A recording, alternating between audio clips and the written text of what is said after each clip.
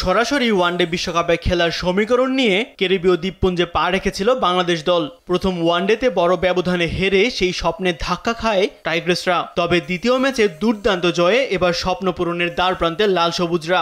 সরাসরি ওয়ানডে বিশ্বকাপের টিকিট নিশ্চিত করতে শেষ ওয়ানডেতে লড়বে নিগার সুলতানা জ্যোতির দল।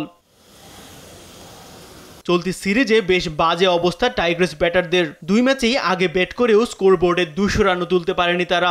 ক্রিজে সেট হয়েও ইনিংস বড় করতে পারছেন না টপ অর্ডাররা। তবে মিডল অর্ডারে রান তোলার দায়িত্বটা বেশ ভালোভাবেই সামলাচ্ছেন দলপতি নিগার সুলতানা জ্যোতি। তাই স্বাগতিকদের হারিয়ে সিরিজ জিততে হলে ফারজানা, মুর্শিদা, শারমিনদের বড় ইনিংস খেলার কোনো বিকল্প নেই।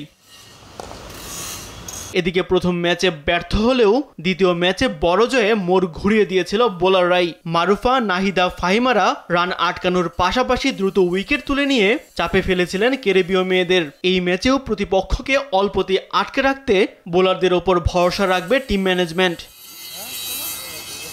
আগামী নারী ওয়ানডে বিশ্বকাপে সরাসরি জায়গা পাবে স্বাগতিক ভারত সহ চলমান নারী চ্যাম্পিয়নশিপের পয়েন্ট তালিকার শীর্ষ 6 দল। ওয়েস্ট ইন্ডিজকে দ্বিতীয় ওয়ানডেতে হারানোর পর বাংলাদেশের পয়েন্ট এখন 23 ম্যাচে 21। সব ম্যাচ খেলা নিউজিল্যান্ডের পয়েন্টও সমান। তাই এই ম্যাচ জিতলেই প্রথমবারের মতো সরাসরি বিশ্বকাপে খেলার সুযোগ পাবে বাংলাদেশ।